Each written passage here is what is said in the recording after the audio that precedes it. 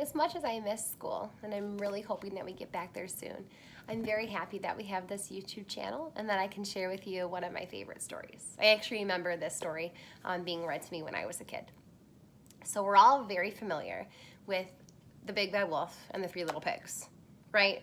He blows our houses down, and he's the bad guy. But this story is interesting that I'm about to read because it's not from the pig's point of view or from the news's point of view, but from the big bad wolf's point of view. He has a different perspective or a different idea of what happened that day. And so let's learn. It says the true story of the three little pigs, and it says it's by a wolf.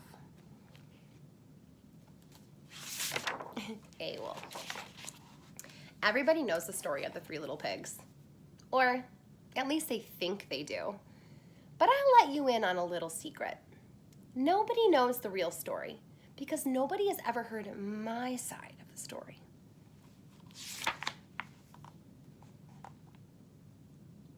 I'm the wolf, Alexander T. Wolf. You can call me Al.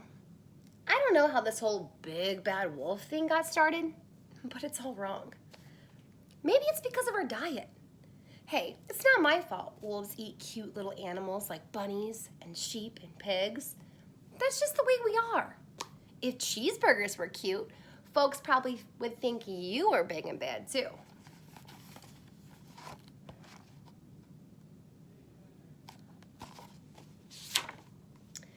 But like I was saying, the whole big bad wolf thing is all wrong.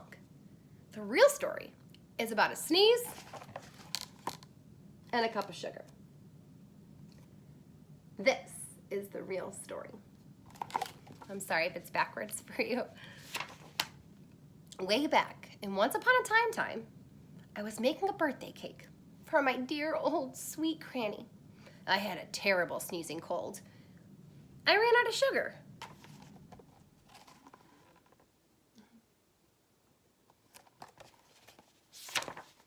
So I walked on the street to ask my neighbor for a cup of sugar. Now, this neighbor was a pig, and he wasn't too bright either. He had built his whole house out of straw. Can you believe it? Who in their right mind would build a house of straw?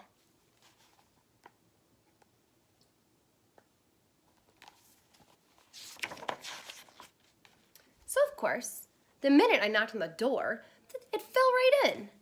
I didn't want to just walk in someone else's house, so I called, "Little pig, little pig, are you in?"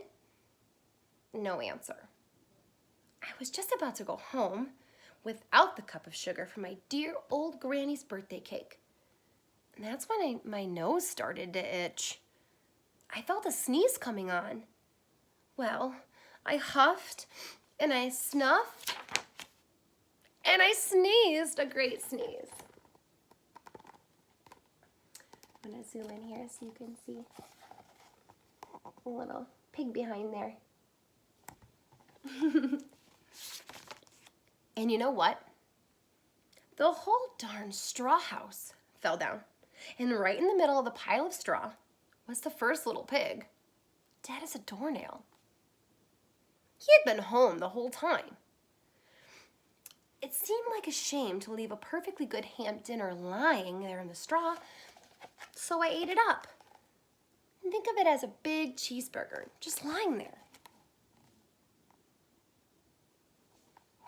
There he is thinking about it.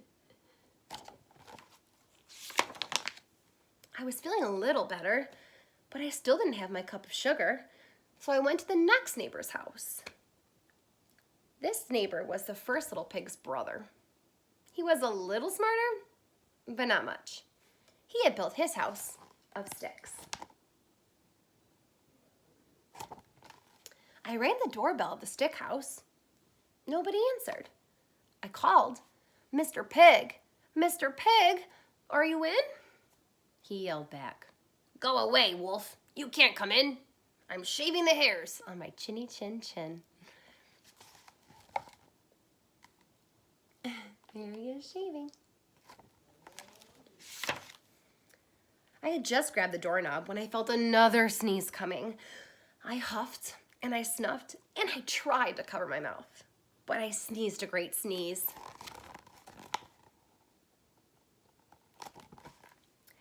And you're not going to believe it, but this guy's house fell down just like his brother's.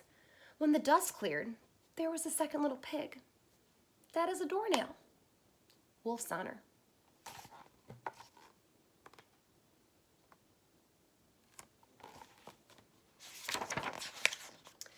Now, you know food will spoil if you leave it out in the open, so I did the only thing there was to do. I had dinner again. Think of it as a second helping. I was getting awfully full, but my cold was feeling a little better. And I didn't have that cup of sugar for my dear old granny's birthday cake, so I went to the next house. This guy was the first and second little pig's brother. He must have been the brains of the family. He had built his house of bricks.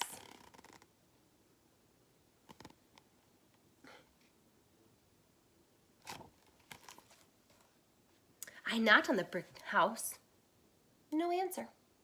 I called, Mr. Pig, Mr. Pig, are you in? And do you know what that rude little porker answered? Get out of here, Wolf. Don't bother me again. Uh-oh. Talk about impolite. He probably had a whole sack full of sugar, and he wouldn't give me even one little cup for my dear, sweet old granny's birthday cake. What a pig. I was just about to go home and maybe make a nice birthday card instead of cake when I felt my cold coming on. I huffed and I snuffed and I sneezed again. Then the third little pig yelled, "And your old granny can sit on a pin." Look at his angry face. How do you think Mr. Wolf feels about that comment?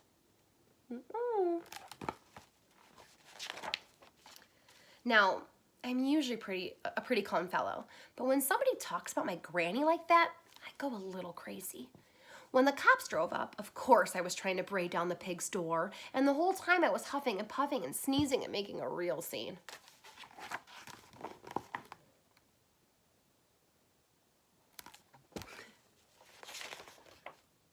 And the rest, as they say, is history. Here he is in the newspaper as the big, bad wolf. The news reporters found out about the 2 pigs I had for dinner. They figured a sick guy going to borrow a cup of sugar didn't sound very exciting. So they jazzed up the story with all that huff and puff and blow your house down. And they made me the big bad wolf. That's it, the real story. I was framed.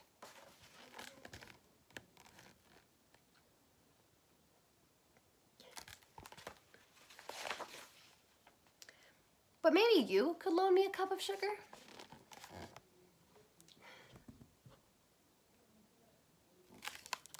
And there we have it, friends. I'm not really sure if I believe his story, but it was pretty good, huh? I hope to see you all soon.